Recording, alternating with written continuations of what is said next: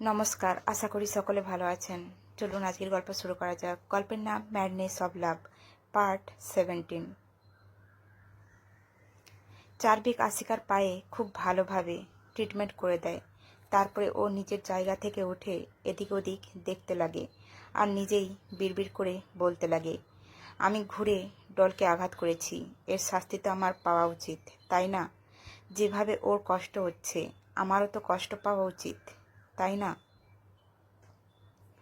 এই বলে ও জোরে সামনে রাখা কাচের টেবিলে ঘুষি মারে আর বারবার ওইভাবেই মারতে থাকে। আশিকা এটা দেখে শকড হয়ে যায়। ও নিজের জায়গায় ঘুরে দাঁড়িয়ে পড়ে আর ওর মুখের দিকে থেকে একটা শব্দও বেরোচ্ছিল না। ও শুধু নিজের আশ্চর্য চোখ দিয়ে চারদিককে দেখছিল, যে কন্টিনিউ টেবিলে ঘুষি মেরে চলছিল, যার জন্য ওর হাত থেকে রক্ত বেরোতে লেগে যায়। ওই কাচের টেবিল ভেঙে ছড়িয়ে গেছিল আর তার কিছু কাঁচ ওর হাতে গেঁথে গিয়েছিল। ওর হাত খুব খারাপভাবে থেতলে গিয়েছিল। এদিকে কাঁচ ভাঙার আওয়াজ আশিকা নিজের জ্ঞানে আসে। ও ঘাবড়ে গিয়ে জোরে জোরে কাঁদতে শুরু করে। ও কাঁদতে কাঁদতে চারদিকের কাছে যায় আর ওর হাত ধরার চেষ্টা করে।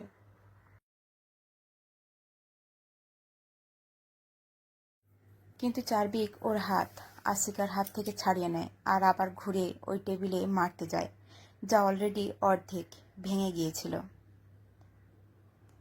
আশিকা কান্না করতে করতে বলে, ডোডো প্লিজ থেমে যাও, এরকম করো না, আমার ভয় লাগছে। ও এই বলে আরও জোরে জোরে কান্না করতে লাগে আর ওর কান্নার আওয়াজ শুনে চার্ভিক থেমে যায় আর ওর কাছে এসে বলে, এখন কি হলো? এখন তুমি আবার কাঁদছো কেন? দেখো, আমি আমার ভুলের শাস্তি নিজেকে দিয়ে দিয়েছি, তাই না? এখন চুপ হয়ে যাও তুমি। আশিকা কান্না করতে করতে ওর হাত ধরে আর সোফাতে বসিয়ে দেয় আর বলে, দেখো, আমার কোথাও ব্যথা লাগছে না, প্লিজ নিজেকে আঘাত করো না। এদিকে চারদিকের মুখে এই সময় কোনো এক্সপ্রেশন দেখা যাচ্ছিল না। ওকে দেখে একটুও মনে হচ্ছিল না যে ওর একটু কোথাও ব্যথা লাগছে। এদিকে চারদিকের হাত দেখে আশিকার চোখ থেকে জল গড়িয়ে পড়ছিল, কারণ চারদিকের হাত থেকে অনেক বেশি রক্ত বেরোচ্ছিল। তারপর আশিকা সেই মেডিকেল কিট তুলে নিয়ে ওর হাত পরিষ্কার করে, তারপর ওর হাত থেকে অনেকগুলো কাঁচের টুকরো বের করে আর ভালো করে হাতে ব্যান্ডেজ করে দেয় আর বলে, তুমি এমন কেন করলে? আসলে তুমি কি প্রমাণ করতে চাও? চার্ভিক ওর মুখ ধরে নিজের কাছে এনে বলে, এটাই যেটা তুমি প্রমাণ করতে চাও। তুমি আমাকে ঘৃণা করো, সেই জন্য নিজেকে কষ্ট দাও, আর আমি তোমাকে ভালোবাসি, সেই জন্য আমি নিজেকে কষ্ট দিচ্ছি। এই বলে ও একবারে আশিকার টপ ধরে ছিঁড়ে ফেলে। এখন আশিকা সেমলেস ব্রাতে চারদিকের সামনে দাঁড়িয়ে রয়ে যায় আর ওর পুরো বডিতে লাল দাগ দেখা যাচ্ছিল।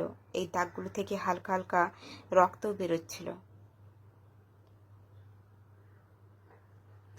এদিকে চারদিকের এমন করাতেই আশিকার চোখ বড় বড় হয়ে যায় আর ও নিজের দুই হাত দিয়ে নিজেকে লুকানোর চেষ্টা করতে লাগে।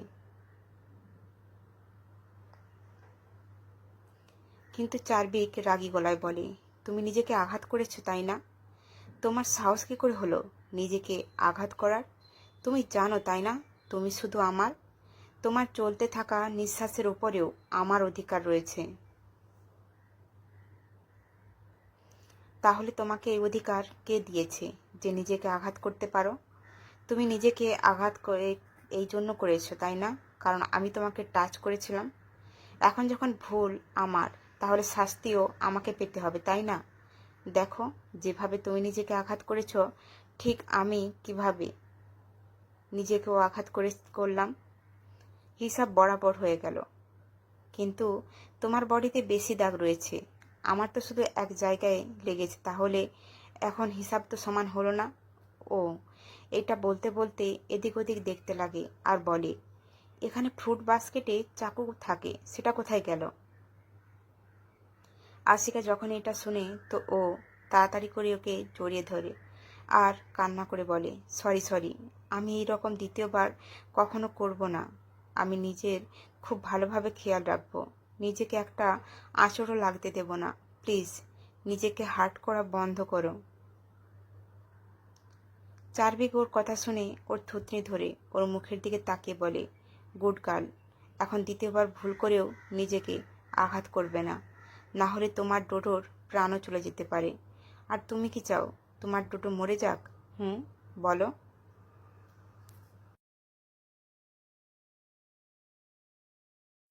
আশিকা ওর কথা শুনে নিজের মাথা নাড়তে লাগে। তারপর চার্ভিক আশিকাকে নিজের কোলে তুলে নেয় আর বেডরুমে নিয়ে গিয়ে ওকে বেডে বসিয়ে দেয়। তারপর নিজে শুয়ে নিজের মাথা আশিকার কোলে রেখে দেয় আর বলে, ডল, তুমি কি আমার জন্য আমার চুলে হাত বুলিয়ে দিতে পারবে?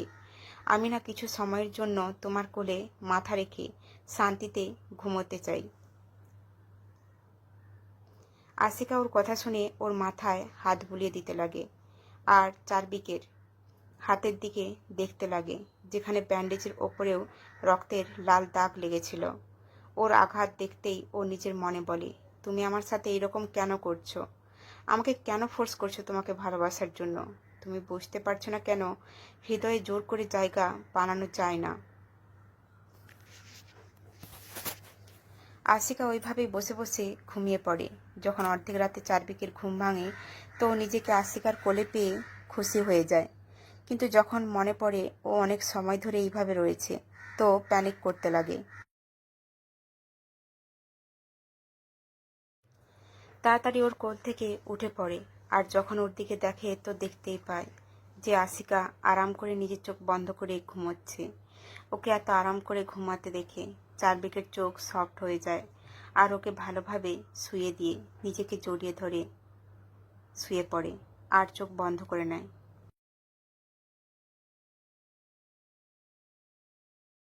একটা বড় রাজমহলের ভেতরে একটা বড় বেডরুমে একটা খুব সুন্দর মেয়ে বসেছিল আর ওর আশেপাশে প্রায় 15 থেকে 20 জন দাসী নিজেদের মাথা ঝুঁকিয়ে দাঁড়িয়েছিল। ওই মেয়েটা খুশিতে নিজের জায়গা থেকে উঠে দাঁড়িয়ে পড়ে আর নাচ করতে করতে বলে, তোমরা সকলে শুনেছ, আমি মা হতে চলেছি। এই রাজ্যের উত্তরাধিকারী আসতে চলেছে। আমি তার অপেক্ষা করতে পারছি না মহারাজের আসার জন্য। তোমরা কি আমাকে ওর কাছে নিয়ে যেতে পারবে? আমি এখনই গিয়ে এই খুশির সংবাদ শোনাতে চাই। ওই মেয়েটা এতটাই বলেছিল তখনই ওই রুমের দরজা খুলে যায়।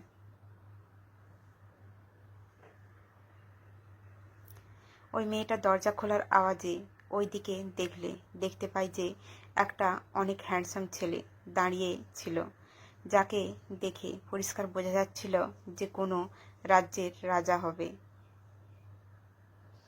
ওই মেয়েটা ওই ছেলেটা দেখে খুশি হয়ে যায় আর খুব এক্সাইটেডের সাথে বলে, ওহো, আমার বলার আগেই তুমি সব কিছু আমার সম্বন্ধে কিভাবে জেনে যাও?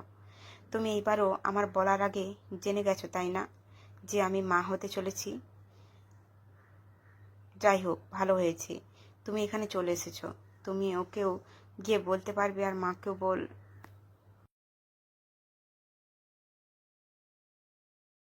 ও এতটাই বলেছিল তখনই ওর তীব্র যন্ত্রণা হয় আর ও যখন নিজের শরীরের নিচের দিকে দেখে তো সামনে দাঁড়ানো ব্যক্তি ওর পেটে ছুরি গেঁথে দিয়েছিল।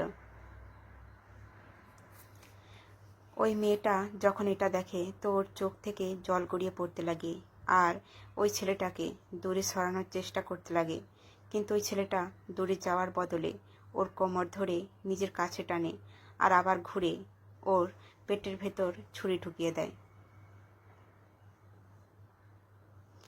আর ওখানে চারিদিকে রক্ত প্রবাহিত হতে শুরু হয়। ওই মেয়েটা নিচে পড়ে গিয়েছিল আর ওই ছেলেটার দিকে তাকিয়ে বলে, তুমি তো আমার বন্ধু ছিলে, তাহলে এমন কেন করলে? তুমি আমাকে তো কথা দিয়েছিলে, তাই না, যে তুমি আমাকে সব সময় সাপোর্ট করবে, তুমি সব সময় আমার রক্ষা করবে। তাহলে তুমি নিজের হাতে আমাকে আর আমার বাচ্চাকে মৃত্যু কেন দিলে? বলার সাথে সাথে মেয়েটার চোখ বন্ধ হয়ে যায়। এদিকে ওইসব দেখার পরে হঠাৎ করে আশিকার চোখ খুলে যায় আর ও নিজের চোখ খুলতেই সবার আগে নিজের পেটে হাত রাখে আর বিড়বিড় করে বলতে থাকে, তুমি আমাকে আর আমার বাচ্চাকে কেন মেরে দিলে? তুমি আমার বাচ্চাকে মেরে দিলে।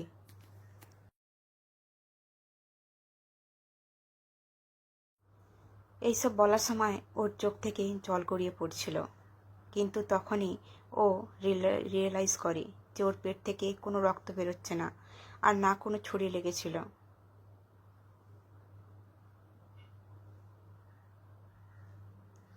তারপরও নিজেকে শান্ত করতে বলে, আমি কোনো খারাপ স্বপ্ন দেখেছিলাম, কিন্তু কোনো স্বপ্ন এত বাস্তব কিভাবে হতে পারে? আর যদি ওটা স্বপ্ন ছিল, তাহলে আমার বুকে এত কষ্ট কেন হচ্ছে?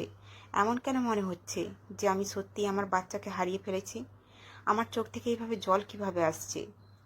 স্বপ্নতে যে মহারানী ছিল সেটা আমি ছিলাম, আর যে আমাকে মেরেছে ওটা আদিত্য ছিল। কিন্তু আদিত্য আমাকে, আমার বাচ্চাকে কেন মারবে? এটা বলার সময় ওর হাত এখনো নিজের পেটেই ছিল। এদিকে ওই জানালার বাইরে একটা ছায়া আশিকাকে ওই অবস্থায় দেখে হাসছিল, আর তারপর বলে, এখনো তো আমি তোমাকে শুধু একটা ঝলক দেখিয়েছি, তো তোমার এত কষ্ট হচ্ছে। তো ভাবো, যদি আমি তোমাকে পুরো কাহিনী দেখিয়ে দেই, তোমার কতটা কষ্ট হবে। 2000 বছর ধরে আমি তোমার অপেক্ষা করছি, কিন্তু প্রতিবার তুমি ওর হয়ে যাও, না হলে প্রতিটা জন্মে নিজেকেই মেরে ফেলো। কিন্তু এইবার এই রকম কিছু হবে না। এইবার তুমি আমার হবে, আর ওদের দুজনের মৃত্যু হবে। 2000 বছর ধরে চলতে থাকা এই কাহিনীর সমাপ্ত এইবার হবে। এইবার ওদের দুজনকেই ঘৃণা করবে তুমি, আর আমাকে ভালোবাসবে। এইবার আমি ওর হতে দেব না। তুমি প্রতিবার আমাকে প্রত্যাখ্যান করেছো, আর প্রতিবার ঘৃণা করেছো, কিন্তু এইবার তোমাকে আমাকে আপন করতেই হবে, নিজের জীবনসাথী রূপে। তবেই তো আমি ওদের দুজনকে মারতে পারবো। চলো, আপাতত আমি চলে যাচ্ছি। হ্যাঁ, তবে আবার নিশ্চয়ই আসবো তোমার সাথে দেখা করার জন্য।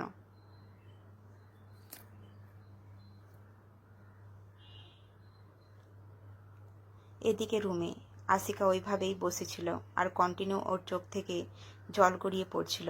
তখনই রুমের দরজা খুলে যায়, আর নীতি ভেতরে আসে। নীতি যখন আশিকাকে কাঁদতে দেখে তো ও ভয় পেয়ে যায়, আর তারপর ওর কাছে গিয়ে ওর চোখের জল পরিষ্কার করার সময় বলে, কি হয়েছে? আপনি কাঁদছেন কেন?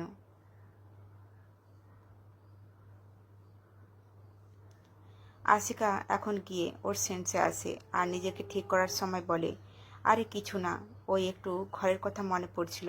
যাই হোক, তুমি কখন আসলে? আর ডোডো কোথায়? ওর কথা শুনে নীতি পিছিয়ে যায় আর বলে, আমি তো এখনই আসলাম, আর স্যার তো তাড়াতাড়ি করে চলে গিয়েছিল। ওর কথা শুনে আশিকা হুঁ বলে আর বাথরুমে চলে যায় ফ্রেশ হতে।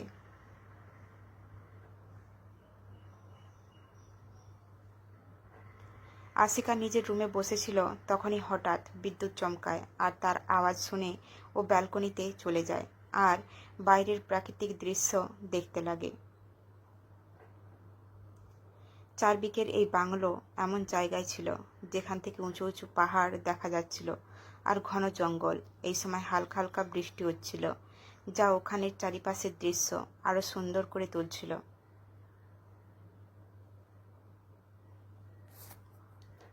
আশিকা নিজের মুখ সামনে এগিয়ে দেয়, আর ওর মুখে বৃষ্টির ফোঁটা পড়তে শুরু করে। আর ওখানে বাংলোর বাইরে একটা বডিগার্ড দাঁড়িয়েছিল, যার চোখ শুধু আশিকার সুন্দর মুখের দিকে ছিল। কিন্তু ওই গার্ড এটা জানতে পারেনি যে ওর দিকে কেউ রেগে দেখছিল। এদিকে চার্ভিক এই কার বাংলাতে এন্টার করে।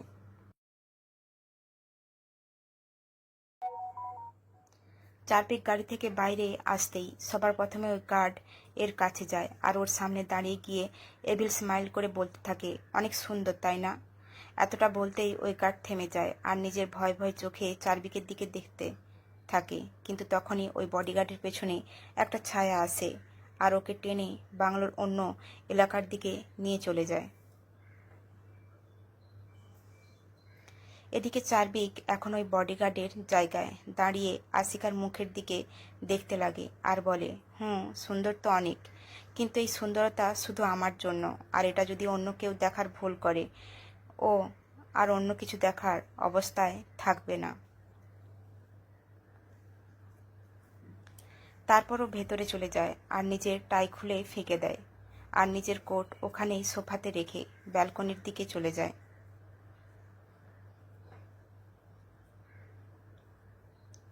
আর ওখানেই ব্যালকনির দরজাতে দাঁড়িয়ে আশিকাকে দেখতে লাগে। আশিকা ওখানে বৃষ্টিতে দাঁড়িয়ে ভিজছিল আর চারদিকের দৃষ্টি ওর মুখ থেকে গিয়ে ওর ঠোঁটে থেমে যায়। বৃষ্টির ফোঁটা ওর ঠোঁটে স্থির হয়ে গিয়েছিল, যা চারদিকে ওর দিকে অ্যাট্রাক্ট করছিল।